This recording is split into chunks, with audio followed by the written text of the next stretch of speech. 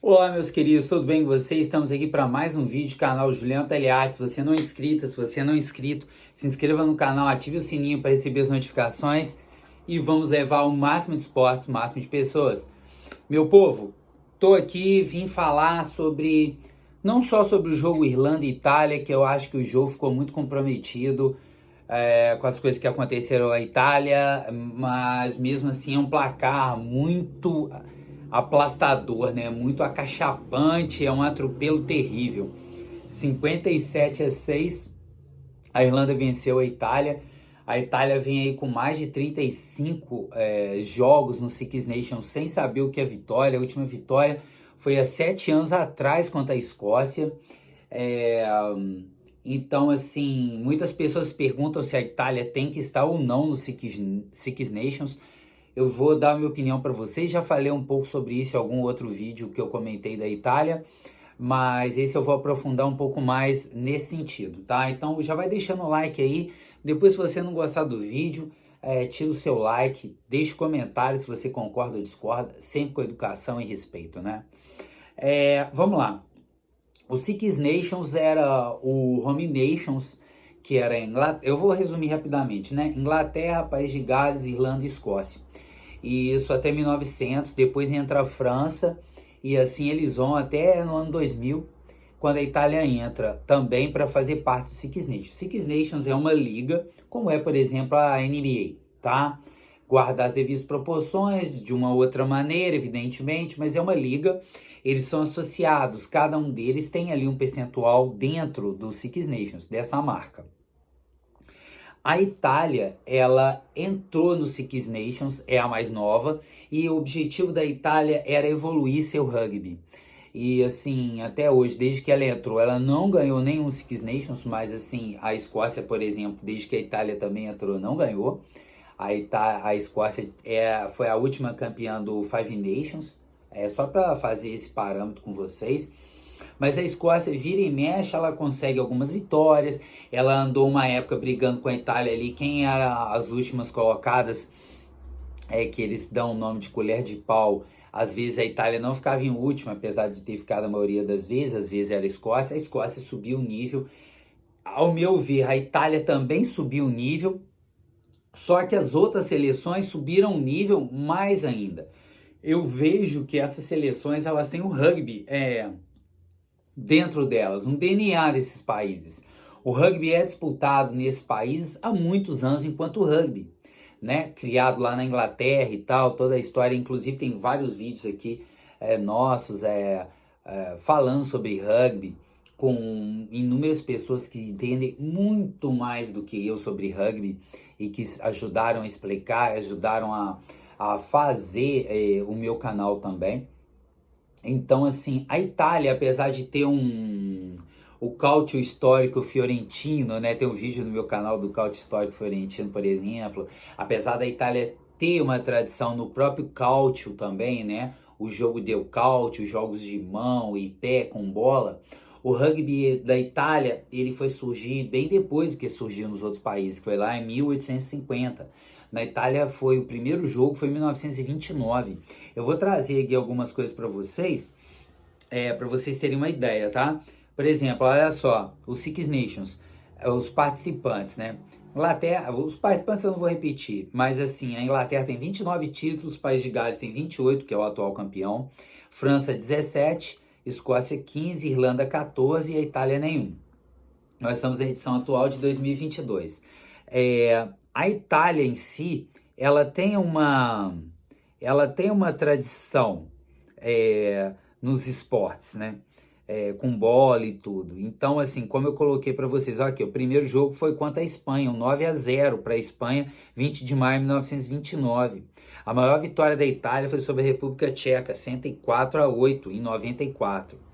E a pior derrota foi para a África do Sul em 1999, 101-0. Então, assim, se você olha esses números, e se você, por exemplo, compara com a Espanha, que ganhou da Itália em 1929, né? Aí quase quantos anos? Faltam 7, 93 anos atrás, você fala assim, caramba, A Itália, 101-0 contra a África do Sul. Hoje a Itália joga contra a África do Sul e um resultado desse é inimaginável. E a África do Sul é a atual campeã do mundo. Então, assim, a Itália sim evoluiu. As categorias de base também da Itália estão evoluindo, estão trazendo resultados muito importantes. Então, sim, a minha opinião é que a Itália deve sim estar no Six Nations. Às vezes os jogos da Itália, por mais que a Itália se esforce ou tente fazer seu melhor, e eles sempre fazem isso, as vitórias ficam muito difíceis e é muito difícil torcer para a Itália no Six Nations, mas a gente persevera. É claro que assim, eu quero que a Itália vença todos, mas a gente acaba escolhendo um ou outro para ser campeão naquele ano, mas eu sempre torço para a Itália no Six Nations. E além de torcer, eu creio que a Itália merece estar no Six Nations e eu acho que está na hora deles expandirem o Six Nations. Ao invés de ser 6 seleções, ela poderia, quem sabe, pensar em 7 seleções. Ao invés da Itália sair, entrar a Geórgia, por exemplo, que é uma seleção europeia, a própria Rússia, que agora, ok, pode sofrer até sanções em relação à guerra e tal, mas tira a Rússia, se você imaginar que a Geórgia poderia estar aí também, seriam 7 seleções, seriam 7 Nations. E aí nós teríamos uma seleção que ainda está um nível abaixo da Itália, que poderia estar evoluindo também. E aos pouquinhos eles poderiam aumentar e até trocar o nome do torneio, mudar as regras. Eu não sou a favor da Itália sair, eu sou a favor que entre uma outra seleção. E que outras seleções tenham o direito de jogar contra as melhores seleções do mundo. Tirando aí as seleções do Hemisfério Sul, principalmente Nova Zelândia, África do Sul, Austrália e Argentina, né? Então, para a Itália é muito difícil jogar o Six Nations. Ela tem que pegar França, Inglaterra, País de Gales, Escócia e a própria Irlanda, evidentemente. São seleções que estão aí no rugby há muitos anos.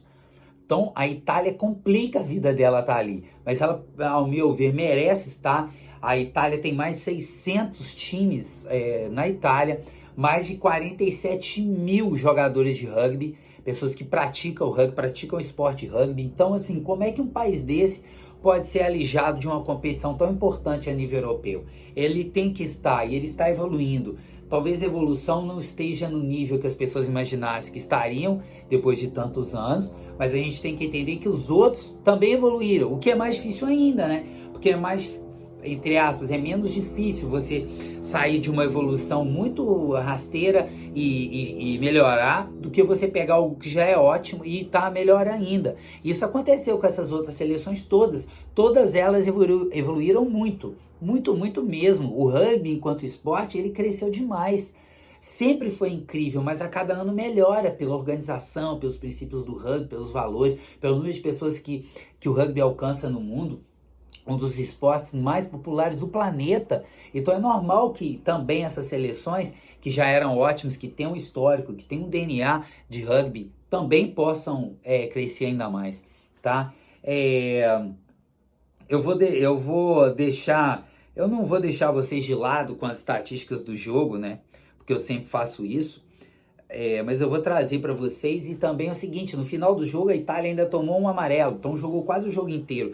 Teve o seu hooker, machucou, o hooker reserva entrou com o ombro muito alto, pegando ali então do pescoço, da cabeça do jogador irlandês, tomou vermelho. E aí a Irlanda teve que fazer uma substituição, colocar um primeira linha, tirar um outro jogador, e a Irlanda ficou com 13. E aí no final tomou um amarelo, ficou com 12. Se sai mais alguém machuca ou toma um amarelo, fica com 11. Não pode jogar com 11 no Rugby Union. Lembrando que é o Rugby Union, né? Então, assim, a Itália lutou, deu o máximo que podia, mas não deu, né? Então vou trazer para vocês aqui, olha só. Mesmo assim, a posse de bola 53-47. Que é algo que assim, a gente tem notado muito no rugby. Algumas seleções não estão fazendo tanta questão de ficar com a bola.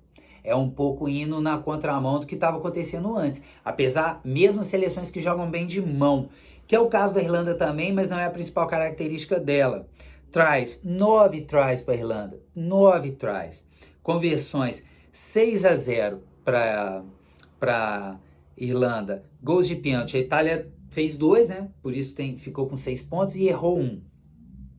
Scrum, 100% para a Irlanda, 5-5, e a Itália 4-5. Mas depois da substituição, Aí, o Scrum não é mais disputado, porque eles ficam sem o hooker. O hooker é o jogador que bate a lateral e o jogador também que participa ali. Mesmo entrando, sendo obrigatório entrar uma primeira linha no lugar dele, ele não é hooker, é uma posição específica, tá?